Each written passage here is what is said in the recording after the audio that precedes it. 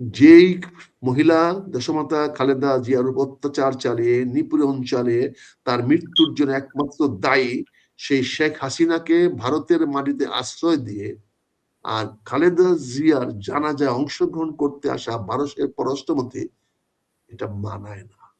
এটা অনেকটা মনে হচ্ছে যেন, এটা কি বলবো, এটা একটা অত্যন্ত নিচু মানের রাজনীতি হয়েছে, অত্যন্ত নিচু মানের একটা পররাষ্ট্র।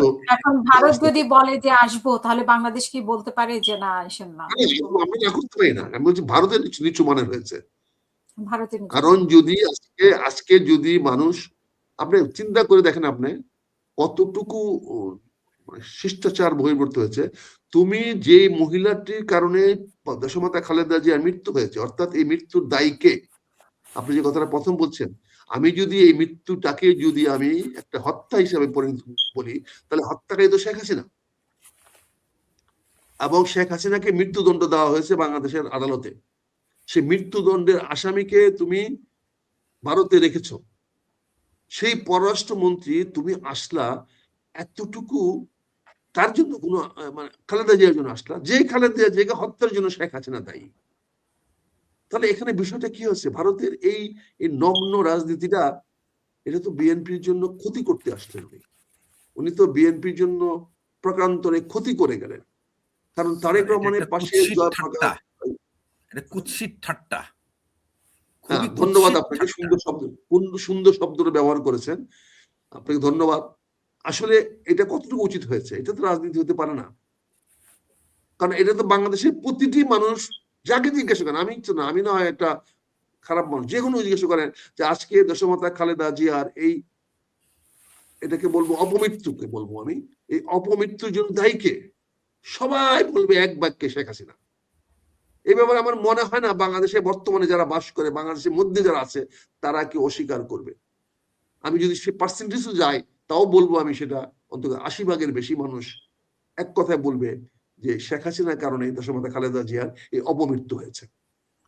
সেখানে আপনি তাকে আশ্রয় দিয়েছেন, তাকে আপনার পররাষ্ট্র নিয়মের বলছেন। কদিন আগে আপনি বললেন শেখ হাসিনা নিজে যেদিন চাইবে, যখন চাইবে, তখনই উনি বাংলাদেশে যাবেন।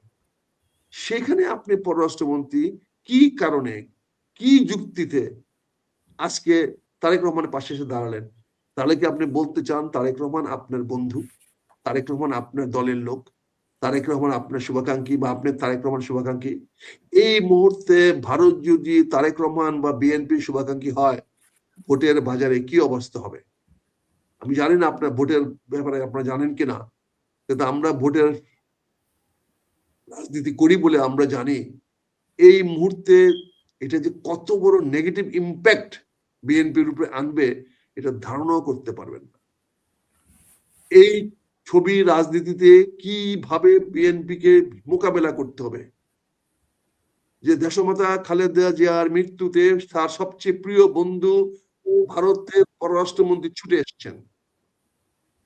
ভারতকে যদি বিএনপির বন্ধু বানানো যায়, তাহলে বাংলাদেশের মানুষ আর বন্ধুকে আপন মনে করবে না। বাংলাদেশের বর্তমান মানুষের মনোমানসিকতা যা, এই মনোমানসিকতায় ভারত যদি বাংলাদেশের বন্ধু হয়, যে রাজনৈতিক দলের নেতার বন্ধু হবে, যে রাজনৈতিক দলের বন্ধু হবে, জনগণ সে রাজনৈতিক দলকে তাদের বন্ধু মনে করবে না। শত্রু মনে না করুক, অন্তকে তাদের আপন মনে করবে না। এখানে একটা রাজনীতির একটা বিশাল একটা খেলা হয়েছে, যে খেলাতে বিএনপিকে ঘায়ল করে দেওয়া হলো, বিএনপিকে ক্ষতিগ্রস্ত করা হলো। আপনি এই বিষয়গুলো রাজনীতি, এই মার পেচে এখানে জয়প্রকাশ একটা অত্যন্ত ডার্টি গেম খেলে গেলেন, যেটা কুৎসিত বললেন উনি। অত্যন্ত একটা ডার্টি বা কুৎসিত একটা রাজনীতির চাল খেলে গেলেন। এটা আমি মনে করি ব্যক্তিগতভাবে, একজন বিএনপি একজন সাবেক সদস্য হিসাবে আমি মনে করি এটার পিছনে ভারতের একটি আগ্রাসী নীতি কাজ করতেছে। ভারত আবারও চাচ্ছে তাদের অনুগত আরেকটি সরকার বাংলাদেশে আসুক, যেই সরকারের উপরে ভারতের প্রভাব আগের মতো জারি থাকুক। এটা সময় বলে দেবে, সময় বিচার করবে। তো আমি মনে করি এটা বিএনপির জন্য অনেক ক্ষতিকর হয়ে গেল।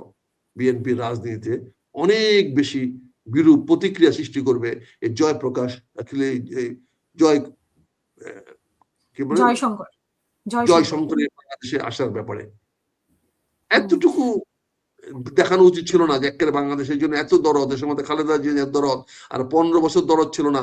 ওনার বাড়ির সামনে যখন বালুর ট্রাক রাখছিল তখন দরদ ছিল না। ওনাকে যখন বিদেশে যেতে দেওয়া হয় নাই তখন দরদ ছিল না। ওনাকে যখন চিকিৎসার ব্যবস্থা করা হয় নাই তখন ছিল না।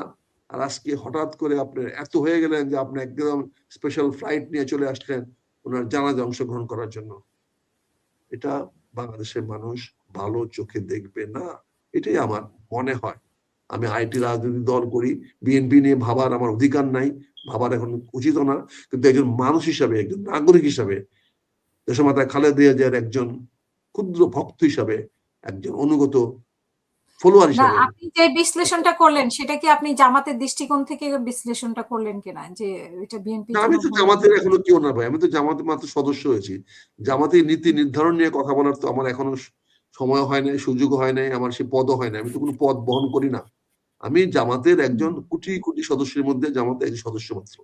এটা আমি আমার ব্যক্তিগত, আপনার টেলিভিশনে তো আমি জামাতের প্রতিনিধিত্ব করতে আসি নাই, আমি আপনার ব্যক্তিগত প্রতিনিধিত্ব করতে আসছি। এটা আপনার সঙ্গে আমার একটা সুন্দর সম্পর্ক, আপনি আমাকে ডাকছেন, কাজে আমি তো আর না করতে পারি না আপনাকে। আপনার বোন হিসাবে যখন ডাকছেন সবসময় আসছি, এখনো ডাকছেন আসছি, আবারও ডাকলে আসবো, না ডাকলে জোর মাঝে করে একটা আসবো না। ভুল বুঝাবুঝি হয়েছে যদিও বোনের সাথে, মানুষের জীবনে হয়, তারপরে আপনি সেই ভুলটা ভাঙছেন, আমিও কয়েকবার আপনাকে ফোন করেছি, হয়তো আরো রাগ করে আপনি ধরেন না, অভিমান করে ধরেন নাই। যাই হোক, মহিলারা একটা অভিমান বড় করে রাখে, তবে আমার প্রতি যে আপনার অভিমান ভাঙছে এটার জন্য আমি শুকরিয়া আদায় করছি, ধন্যবাদ আদায় করছি। আমি তো ভাবছিলাম জামাতে যাওয়ার পরে হয়তো আরো কথাই বলবেন না, তাই এই জন্য আজকে কথা বলার পরে আমি জানালা থেকে এসে আপনাকে ফোন দিছি। জানালা থেকে আসার পথে প্রথম যে ফোনটা দিয়েছি আপনাকে দিয়েছি, কারণ আমি ওই না, নেটওয়ার্কে আমরা ছিল তো না। আসলে মানুষ, তাই না? আমরা তো মানুষ, মানবাভিমান থাকবেই।